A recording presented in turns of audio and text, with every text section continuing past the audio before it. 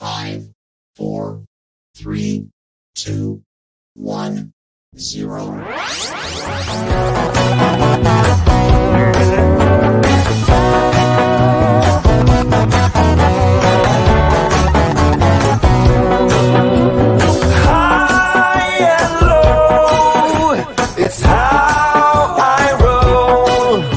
A shooting star in a film noir. I'm floating around 10 feet on the ground. I'm floating around 10 feet on the ground.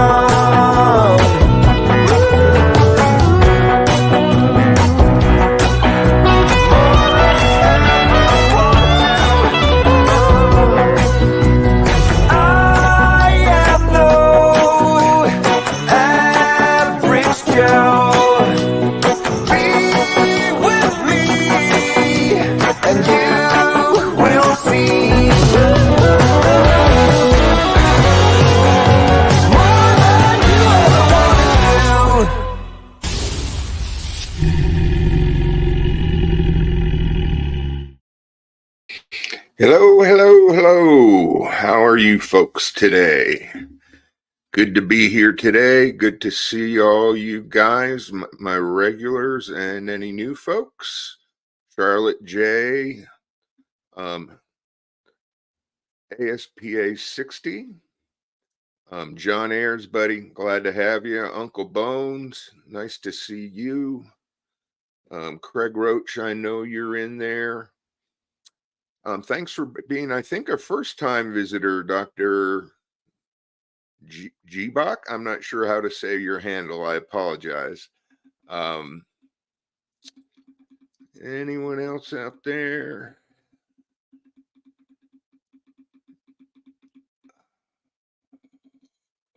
Well, I'm sure some more folks will join us as time passes. This is Grasping Sasquatch. In case y'all haven't figured out, hey, Janky 1044, Paranormal Odyssey podcast. Thanks for coming in. In case you guys haven't figured it out, my bias is trying to bring psychology to the Bigfoot process here. And in doing so, trying to pass on information that's important to that process, be you an experiential researcher or be you a scientific researcher. And that's especially true for today's show, because we're going to continue our show on bias and various forms of bias.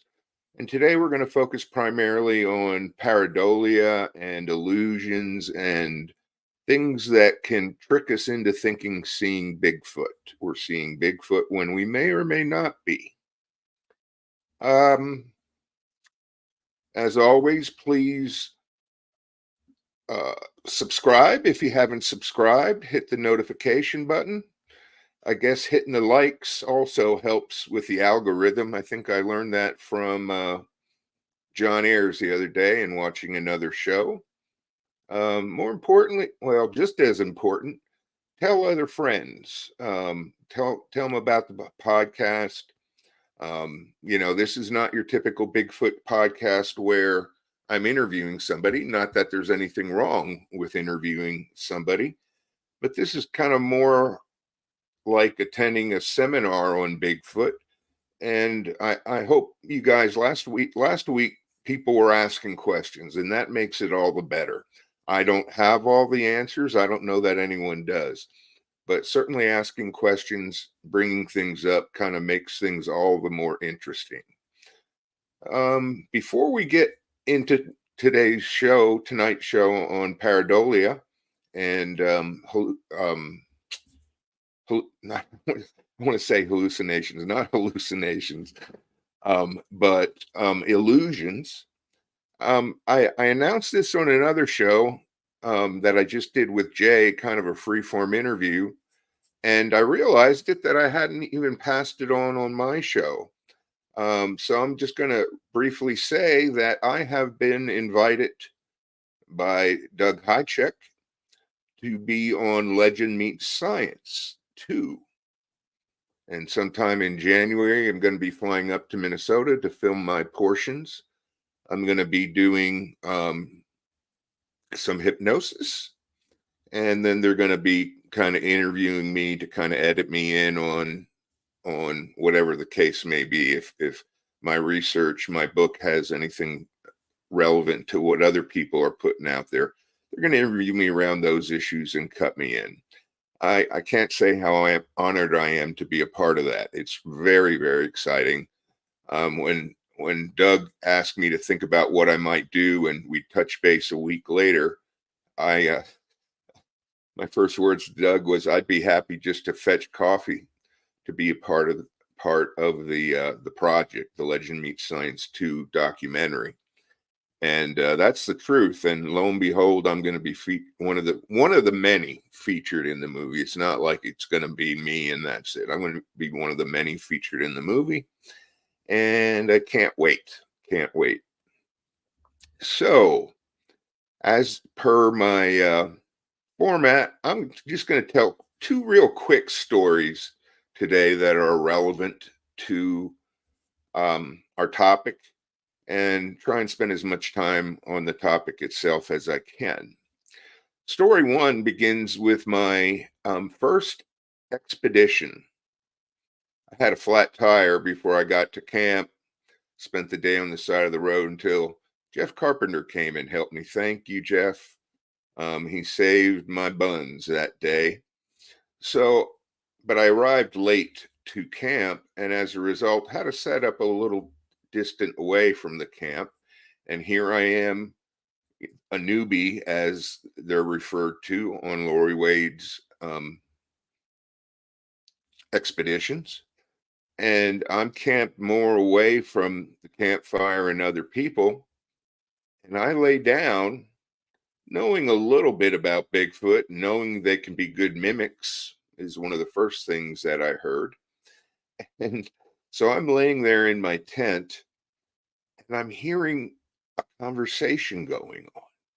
No, that couldn't possibly be Bigfoot imitating human speech. No way, no way. I laid there for a while and listened and listened, and boy, it was clearly a conversation as far as I could tell.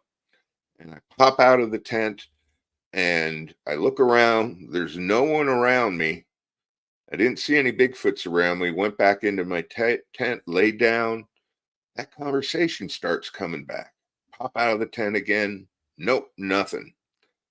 Lay down again, and I listened really, really closely. And this time when I popped out of the tent, I didn't stay close to my tent. I started walking around trying to figure out what it was. And lo and behold, I had camped next to a drainage culvert, and water was running through the pipe and into a little pool not too far from my tent. And the conversations that I thought I was hearing was in fact simply the gurgling of the water. And so it's surprising what Mother Nature can imitate, and how Mother Nature herself can influence your perception. Again, sensation, when it goes through your nervous system up to your brain, the millisecond it hits your brain, it's perception. And perception is what makes us biased machines as humans, because our perception is informed by our life experiences and interactions throughout our life. That's what informs how we perceive things. And this is why learning about bias is so important, because you need to understand some of these processes and some of these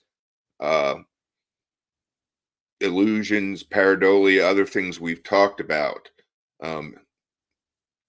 leader bias, confirmation bias, and we're going to talk about some other things. But because of perception, and because we think with perception, it leaves us way open to bias, and that's a very important thing to remember. My second story was, I think it was probably my second expedition. And we hiked about a mile, mile and a half into the woods. And as is our pattern, I we kind of sit down, and depending on the leader you're with, you may either get quiet and listen closely. You may act normal and just talk amongst yourselves. We may build a fire and listen, or you may act kind of goofy, going on the anthropomorphic idea that Bigfoots are curious. And again, last week I addressed that. It may be that they're curious, but we say they're curious and they're intelligent. And really, scientifically, before we start using those words, we should look at other instinctual behaviors, because a lot of other instincts can mimic intelligence, can mimic curiosity. Trying to draw some from the old previous shows, some of the keys that I think is important. So we were sitting there, as is typical, kind of peaks on either side of us, and we're sitting down in this valley, and of course we're looking up at the ridge, trying to see Bigfoots move across the ridge. And somebody said, "There's one. He just popped behind a tree." So everybody's pointing to it, and it was described as a peeper. I never actually saw it. It was described to me as a peeper. He was hiding behind a tree, peeping back out, hiding behind a tree, peeping back out. And so I finally got curious enough to really try and see this thing, and I simply didn't see it. But everybody else seemed to see it. So I don't doubt that the Bigfoot was there. This was early on. I really didn't know what I was looking for, and so I probably missed it. But we're going to come back to this story because visual illusions could have been at play, probably weren't, but visual illusions, figure ground phenomena, which we'll be talking in a little bit about, could have been active at that time. So, as I do always, I've got some slides for us. And we're going to start with visual and auditory pareidolia.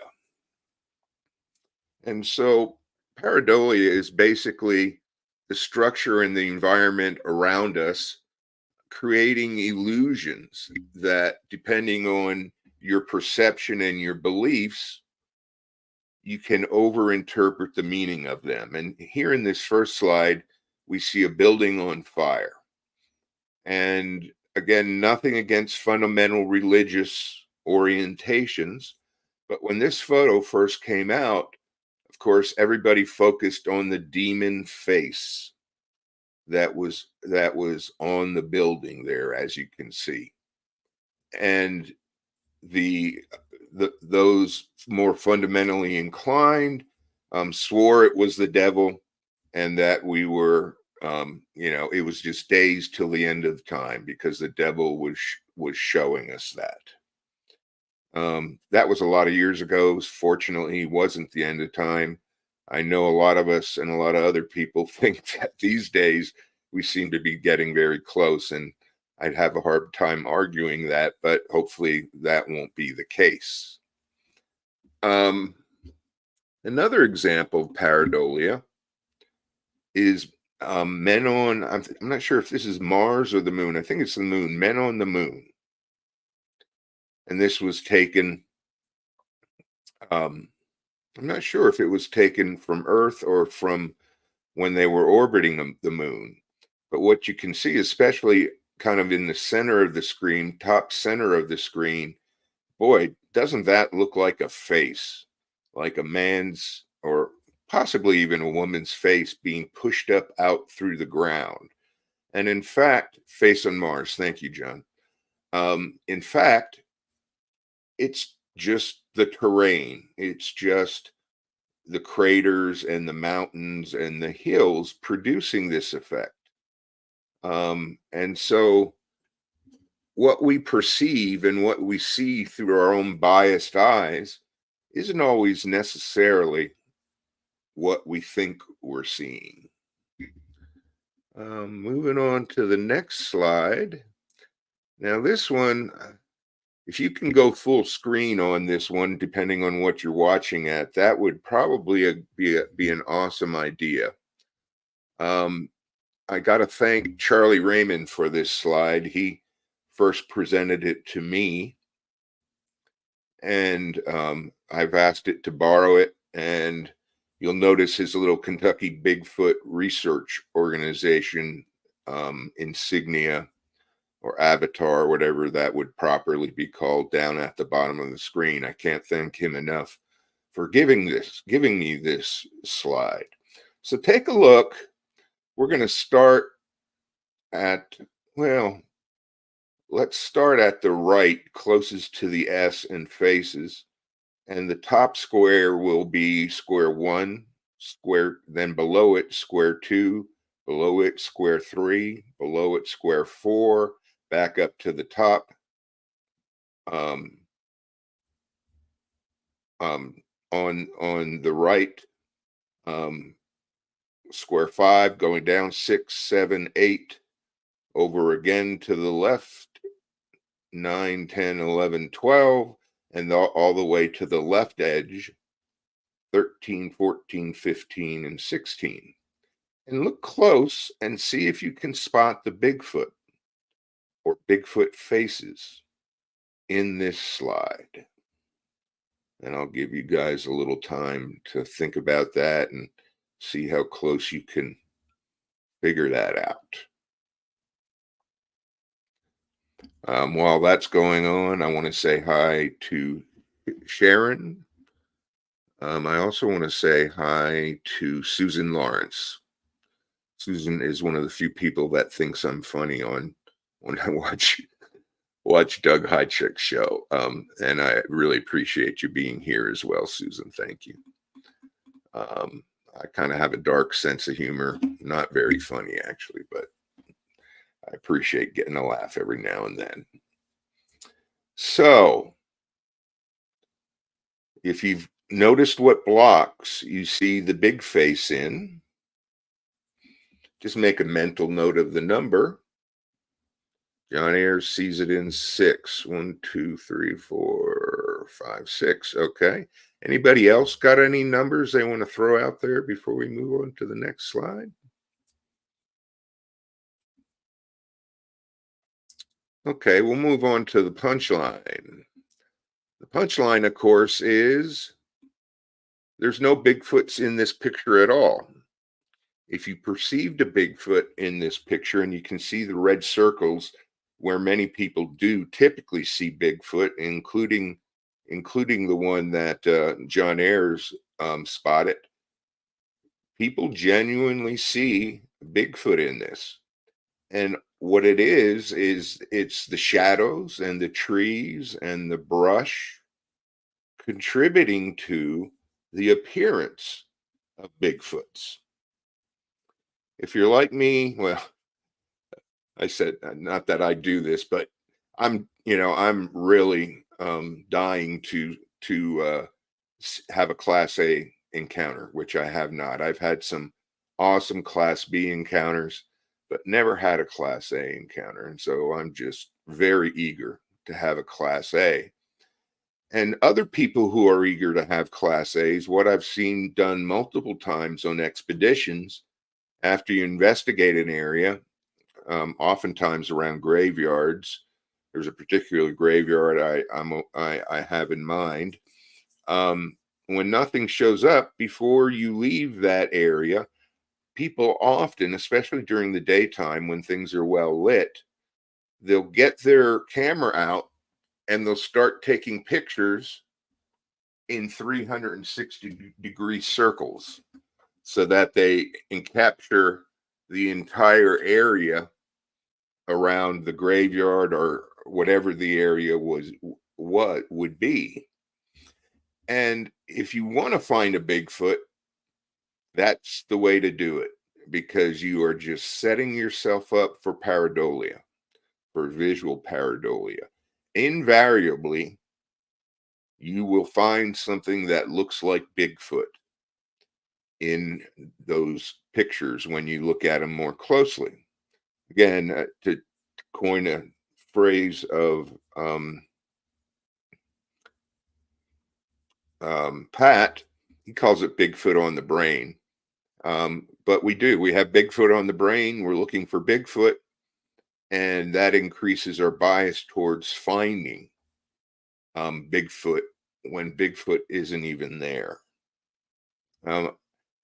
In psychology, of course, many of you, whether you're a psychologist or a therapist or not, you've undoubtedly heard of the Rorschach test, also called the ink blot test, where you're shown an ink blot and you're asked to tell a story about it or tell what you see in the ink blot. And taking those pictures in a 360-degree circle is essentially what you're doing. You're creating an ink blot test for yourself through those photographs, because we really want to see them. We're looking for them. We're biased in that regard. And, a certain way to find one, whether one's there or not, is to do that 360-degree photograph, frame by frame by frame, around your area. More often than not, you're going to find one, whether it's an actual Bigfoot or not. I've tried to back out of doing a lot of posting here recently. But when I do, and especially with pictures, video, without expert photographic analysis or video analysis, it all boils down to logic and debate and reasoning. But without an expert coming in there and doing the analysis, in my opinion, and I don't mean to offend people who do this, but I call it mental masturbation, because we're just tossing around our theories and our opinions about things that we'll never really able to prove or disprove. And so I have kind of begun to shy away from opining whether the picture is real or the videotape is real on Facebook and other kinds of areas, because there's ultimately no way to show. People make very logical and reasonable explanations and deductions and inductions to make their own decision. But the bottom line is, it's still conjecture on our part, except for the ones that are just like so obviously faked. The Bigfoot, you can see the Bigfoot's boot on and the shoelaces on its foot, that kind of thing. But otherwise, and it's good to have that debate. It's good to have that opinion. Again, I'm not trying to mock or discourage people from doing that. It leads to lively debate, in fact, but just recognize what you're doing there is you're sharing your own bias. You're not doing something scientific to analyze that. You're using logic and reasoning. And, we have 60 plus years of logic and reasoning and experiential evidence, and we're still where we're at in terms of trying to prove Bigfoot in reality, that it's an actual species. And that's part of the reason I'm trying to introduce psychologic science into the mix, because again, psychological science can take experiential data and code it into numbers and then analyze that data statistically to let us know whether something legitimate is going on. And depending on the statistics you want, they will almost always give you the probability of random error, but you can also calculate probability formulas to say how likely it is that you're looking at what you think you're looking at. And that's very helpful. And I forgot to mention, by all means, if you want to ask a question or just make a comment, I see Susan Lawrence has just made an awesome point here that AI has become the bane of photos and videos. You can't believe anything you see. And I think there's a lot to be said for that.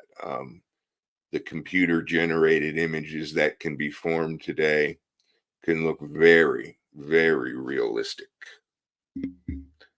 Moving on, and thanks again, Charlie, for these slides. Now, when most people think of auditory pareidolia, we think of visual things like we've been looking at so far. But in fact, although I didn't know to call it pareidolia on my first expedition, there are such things as auditory pareidolia. I've already given you my example of the babbling stream or setting up your tent next to a drainage pipe and the flow of the water through the pipe, the dropping of the water into the little deeper hole that inevitably forms as it dumps out from the pipe. It can imitate voices, conversations, and lots of other kinds of auditory stimuli that can easily be mistaken. Tree rubbing. Depending on the breeze, sometimes it can produce the illusion, if you will, of tree knocks. If it's a smaller tree and it's a windy night, you can hear, the treetops banging together. More often than not, though, I think it's more common in a breeze to hear trees rubbing together, two trees that are closely to each other rubbing together. And that can fool you into thinking you're hearing grunts and growls. So just be aware of your environment. And, as much as I'm talking about bias here and how these things can bias you to believing you're experiencing a Sasquatch when you're not, I do feel the need to say, sometimes bias is correct. Just because you're biased doesn't mean that you're incorrect. But bias more frequently is going to put you in the incorrect assumption and incorrect belief. But sometimes it's right. Falling nuts and limbs. You can hear the nuts, especially if you're around a walnut tree. Black walnut trees, the walnuts get pretty big, and when they fall from a big walnut tree, they fall with some velocity, and you hear them hitting the limbs. Is that Bigfoot throwing something at us? When you hear trees and sticks breaking off in the winter and falling to the ground, is that a Bigfoot sneaking up on us?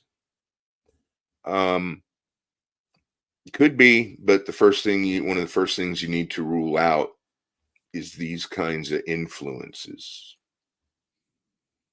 And then animals rustling and walking and hopping in the leaves.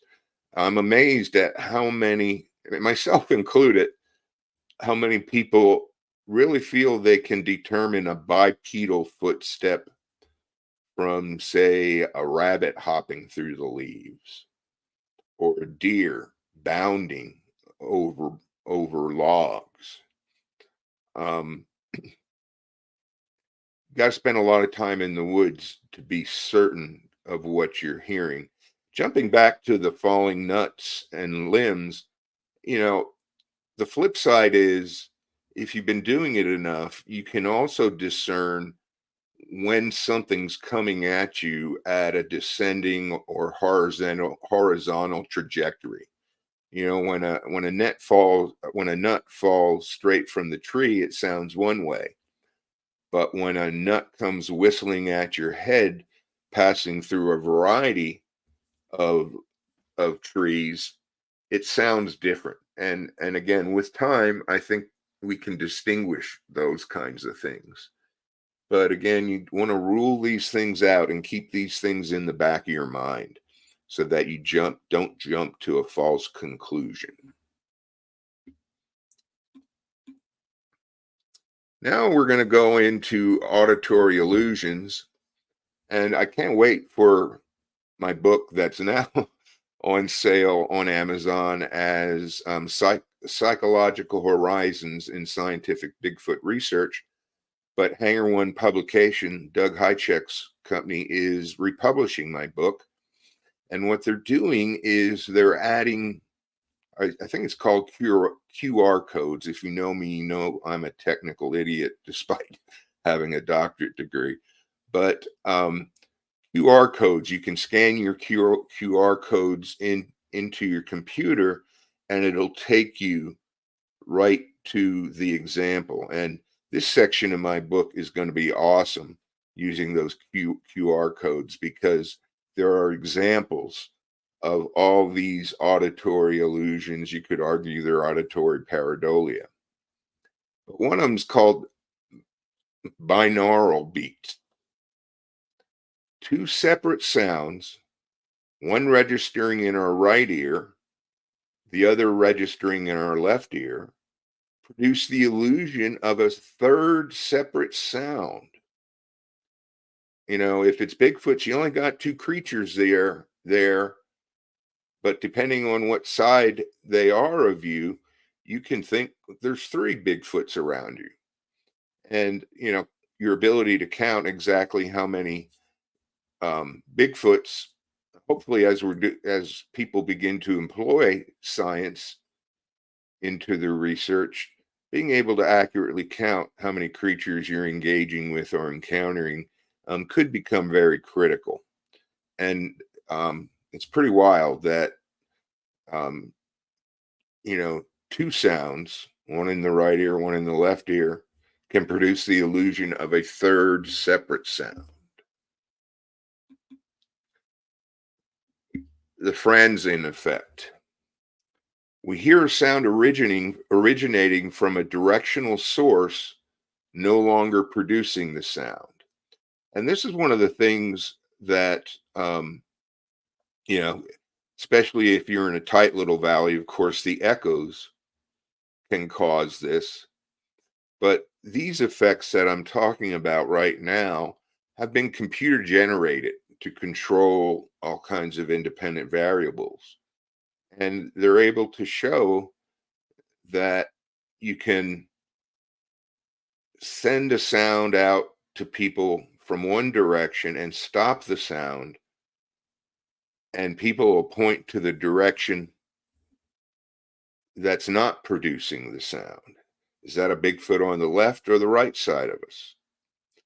And again, in these tests, in these experiments, they weren't, you know, they didn't have the contamination of the water running off the mountain, the wind rustling the leaves. You know, this was done with headphones on so they could very well and closely hear the sound. So, another illusion, auditory illusion, the Deutsch scale illusion. In effect, we hear the directional location of a sound based on the source closest to us.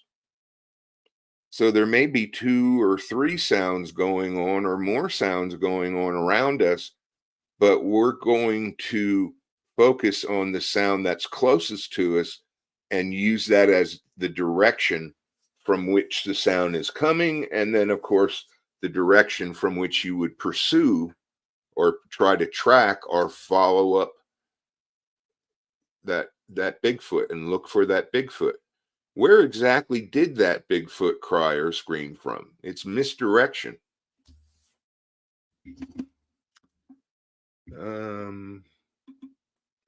This is my favorite. We kind of, in one of my earlier episodes, I told the story where a group of four of us thought we were in a landslide.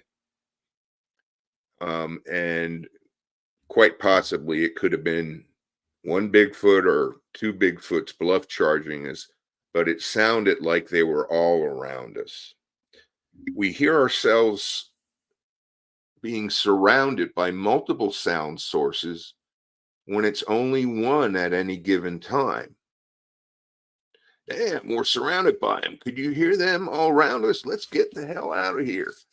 I have heard echoed more than one time on expeditions. It positively sounds like you're surrounded when it just could be only one, or if there's more than one, they're just firing off at different times and they may not have you surrounded. And again, I think we experienced that in that landslide versus bluff charge that we then the next day somebody found the footprint, and when they looked downslope, the downside of the fire road plateaued off, and they counted 30 juvenile Bigfoot prints down on this plateau. So the possibility that we stopped at the nursery or the playground and then the parents decided to bluff charge us is certainly a distinct possibility. Pretty wild. But forget about automated illusions. How about Mother Nature? Now, I don't imagine we've got too many ape calls out in the woods in the United States. Of course, occasionally people send their monkeys out to get tired of them. I don't know how many people might have an ape, but chimpanzees of the ape species. But it shouldn't be surprising that ape calls could easily mimic a Bigfoot call. Coyotes. The first time I heard a Bigfoot roar, I don't know how many minutes we were hearing coyotes fire off. And then above the coyotes, we heard the distinct Bigfoot call. But sometimes coyotes can make sounds. And part of what I try to do every now and again is go to a nature kind of site that features the calls of some of the animals that I am likely to experience in the woods, because they just don't make one sound. They make a variety of sounds. And I try and listen to all those sounds and kind of get them to stick in my brain to help me tease out what's going on when I'm in the dark and in the woods. For example, fox screams. I don't know how many people have ever heard,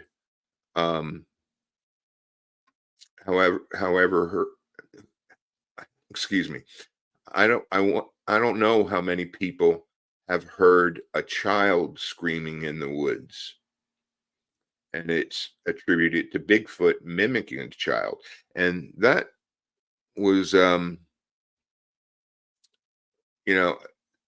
it could very well be a Bigfoot.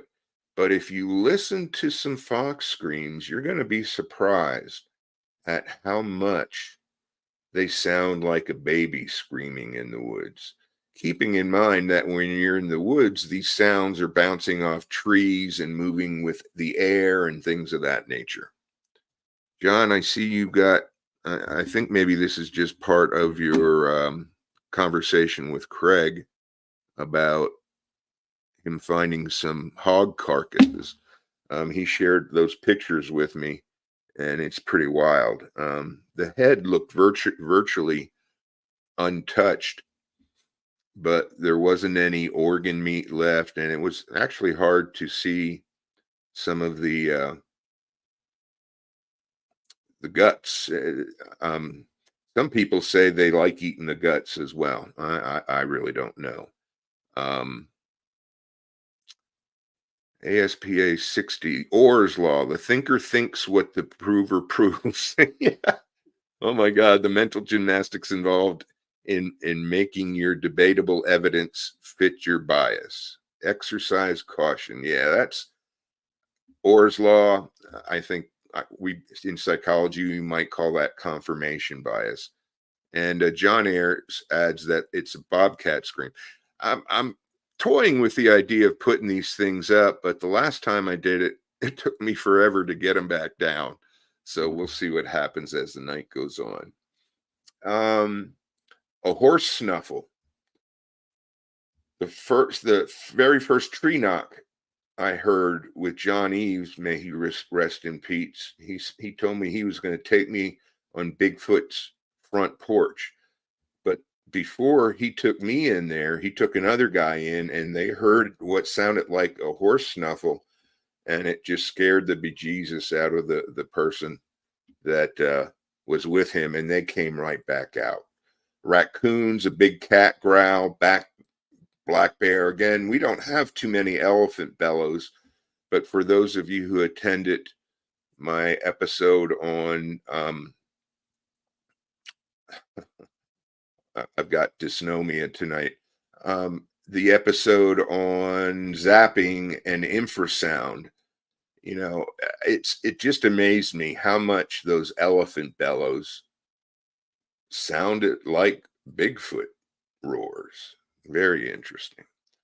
I think we could probably safely rule out elephant bellows in the woods. I'm in the southeast, but I think we could probably safely rule that out throughout the United States. Any questions about pareidolia? I think I missed something here. Let's see. Let me go back. Yes, I did. After images and light bulb flashes. After images. The easiest way to understand what an after image is if you've ever been in the dark and somebody takes your picture after you blink from the bulb flash, you open your eyes and you can still see that white flash in front of your eyes. That's called an after image. I'm sorry. Let me make sure I didn't miss anything else. No, I didn't. Just the overview. So another example, and this may not work very well on the screen. I've had it work for me on printed material. The deal here is you stare at the dot in the center of the flag and focus your attention only on the dot for 30 seconds.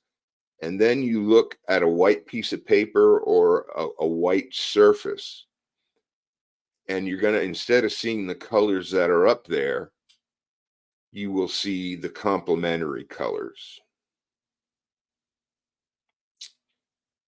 I'm going to leave that up a little bit and digress back to the light bulb flash and elaborate a little bit more on that.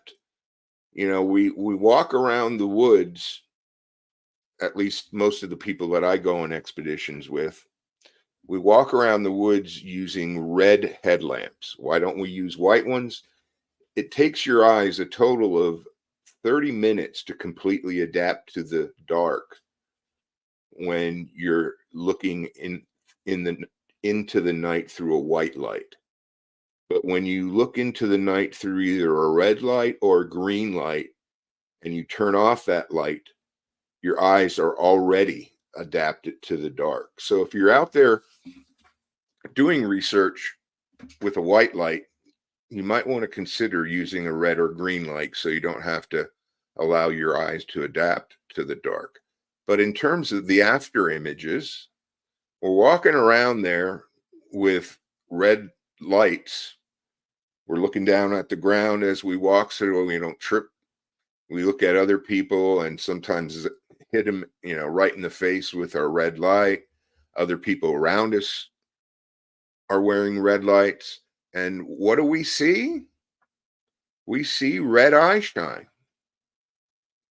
Now, I don't know of an easy way to tease that out, to be able to say that's not eye shine, that's not eye glow, that's an after image.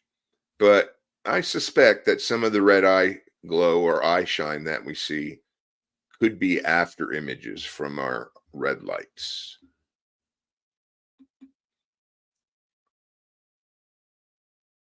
The Mueller-Lyer illusion. And this is an important one.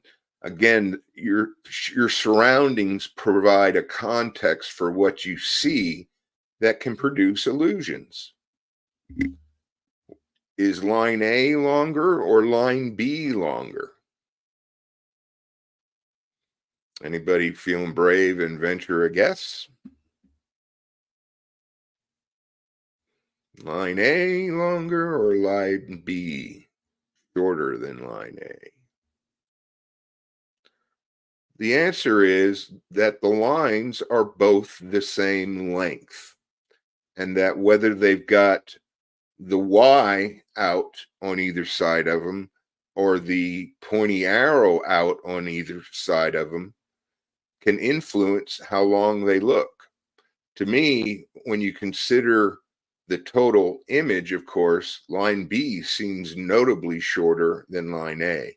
But in fact, the two straight portions of those lines are the identical length.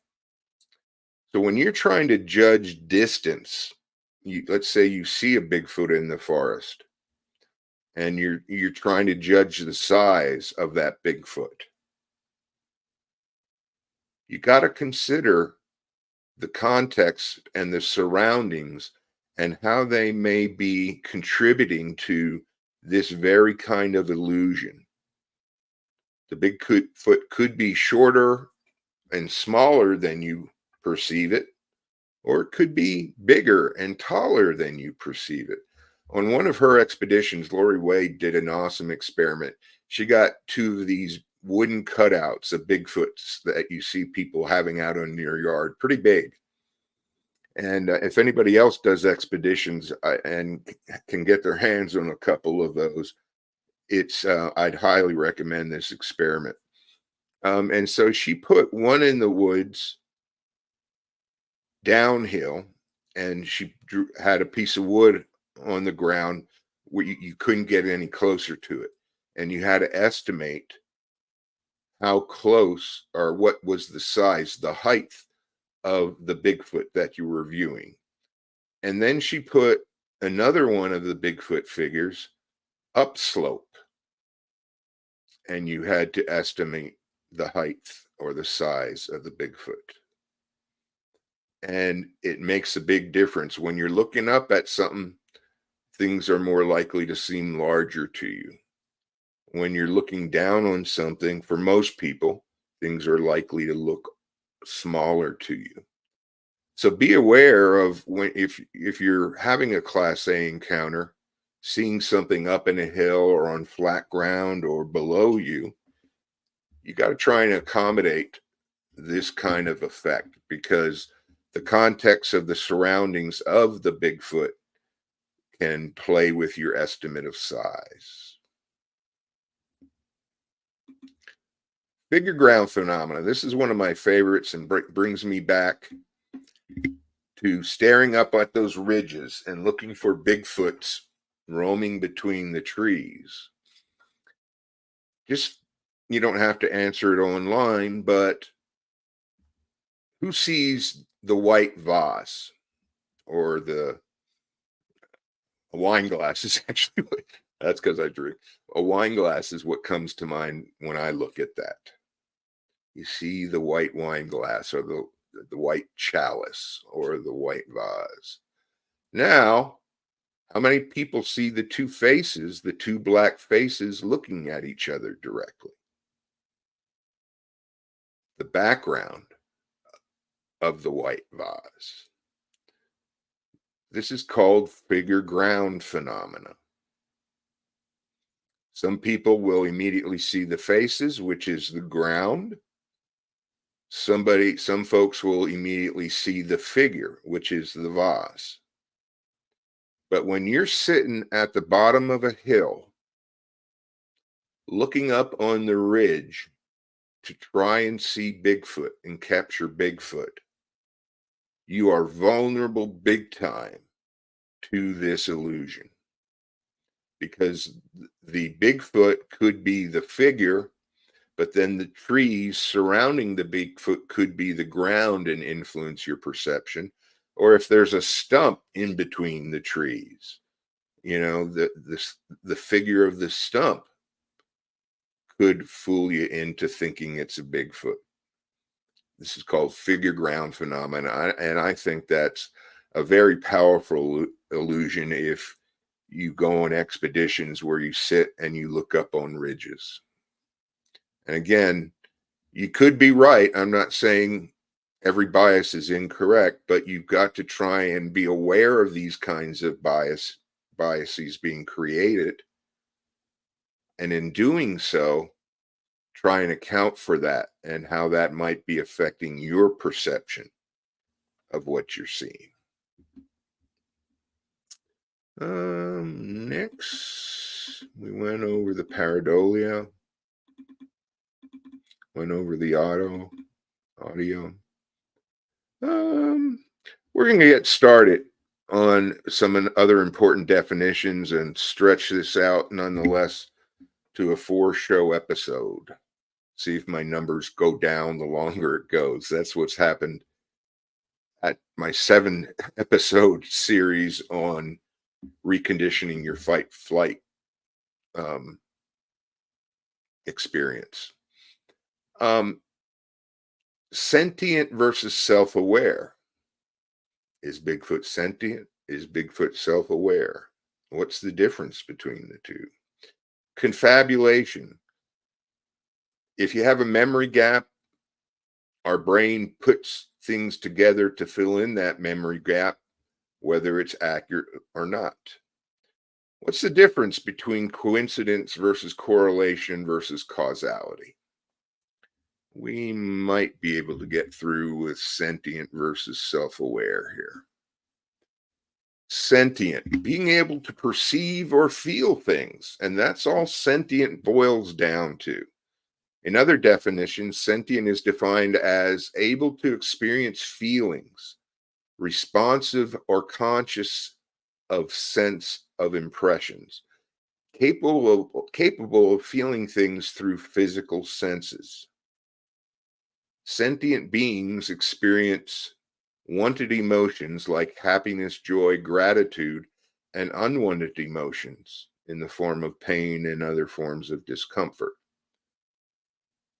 Again, although we don't have a body and I haven't had a Class A experience, I think most people would agree that Bigfoot is sentient. Maybe not. You know, I recently watched a very professionally made video on Bigfoots in Alaska. And apparently they're much more aggressive than Bigfoots down here in the lower 40, maybe with the exception of Texas. For some reason, Texas seems to stir up some aggressive Bigfoots. But in Alaska, they reported abductions that I had never heard of, even when I did my research on my book, and people just disappearing and never being seen again, some of which are attributed to Bigfoot. But the reason I'm kind of jokingly, but partially serious, saying, can Bigfoots sense pain? This guy tells a story of a Bigfoot coming up on him in a way that made him uncomfortable, made him feel threatened. And this guy put 3 30-06 rounds from his rifle into this Bigfoot's chest, close enough that he could hear when the bullet penetrated the Bigfoot's chest. Well, his story goes that it stopped the Bigfoot, didn't put the Bigfoot down, just stopped him. The Bigfoot kind of looked at him, kind of angry, and just turned around and walked off. And you may have heard variants of that story. I'd be Iron Dagger. They have tested telepathy. I would love to talk with you more about that. Have they tested telepathy in Bigfoots? If they have, I'd like to talk more about that, because I have an experiment that I would like to do to examine what's it called? Mind speak, to see if mind speak between humans and Bigfoot actually exists. But so I personally think, and I could be wrong, I'm an expert in psychology, not in Bigfoot, but I think Bigfoots have got to be sentient. But are they self-aware? Mammals are sentient, as well as some fish. Octopus and fish feel pain, feel discomfort. non-sentient beings, sponges, they don't have a central nervous system. Coral, anemones, boy, and hydras. Moving on to sentient versus self-aware, we've talked about the sentience. It's not to be confused with self-aware.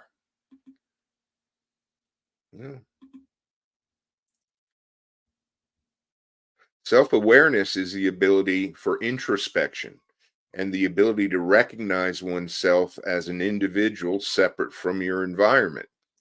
It's not to be confused with consciousness in the sense of we experience internal subjective perceptions arriving, say, from the stimulation of the senses. So, for example, if you close your eyes and rub them, you'll see stars in different patterns. It's not that kind of thing. It's a higher order awareness.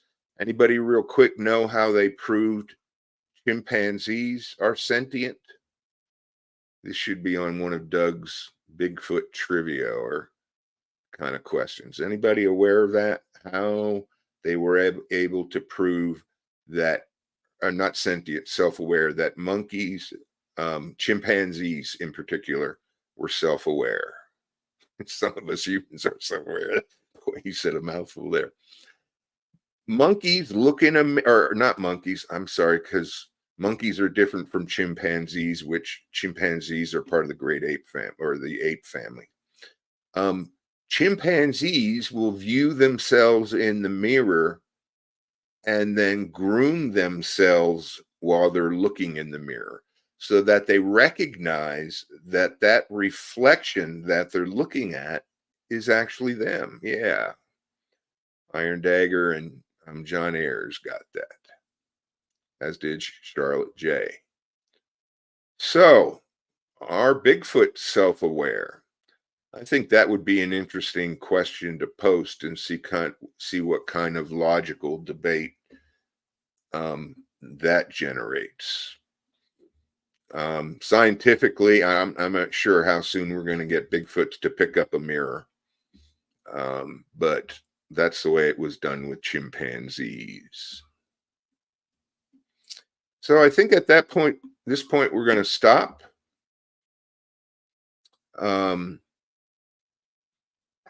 Definitely, I think Bigfoots are sentient. I'm not sure whether they're self-aware or not. My bias would be there probably are, but it's hard to tell until we test them. We're going to move, in our last show, we're going to move on to these other definitions, confabulation being one of them, and talk about those. And to wrap up that show, we will look at using the BFRO guides for Class A, Class B, and Class C sightings to kind of help us stay grounded and think about what we're seeing. Could we be seeing illusions? Are we correctly classifying our encounter then when we call it a Class A or a Class B? There's some fine lines between Class A and Class B sightings. But for now, I'd like to thank you all for attending. I hope you found this as fascinating as I do, and I hope you found it interesting, and I hope you will like, if you haven't, and return next week for the last in this series on bias in Bigfoot fieldwork. I'd ask you to remember, as I always do at the end of my show, to keep your mind open, keep your boots on the ground, and keep your heart with your higher power. Stay safe. Thank you.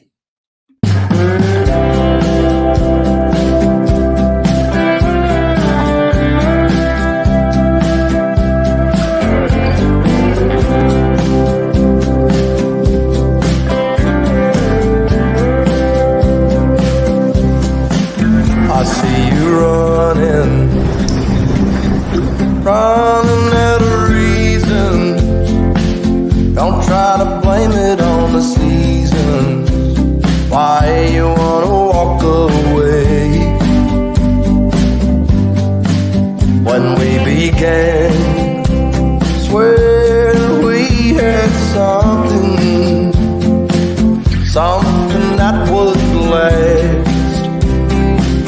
Maybe has the feeling passed.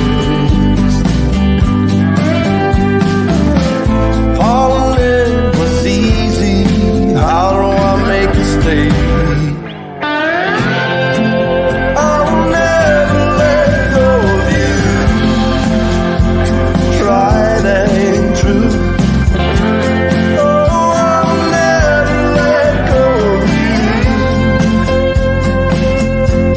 Tried and true.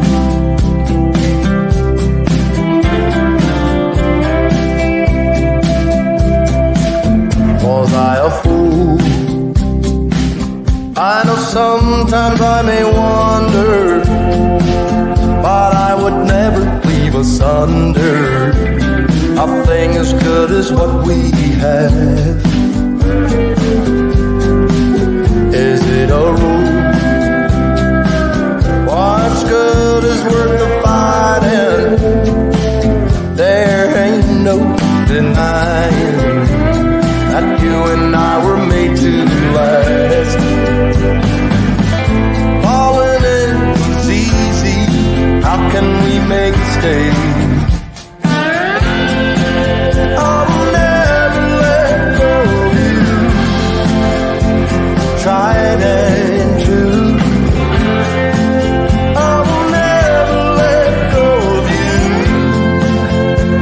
Tried and true. I will never let go of you. Tried and true. I will never let go of you. Tried and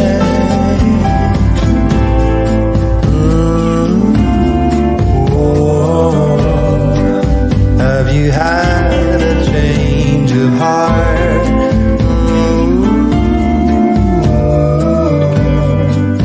Can we go back to the start? I'll never let go of you. Tried and true. I'll never let go of you. Tried and true.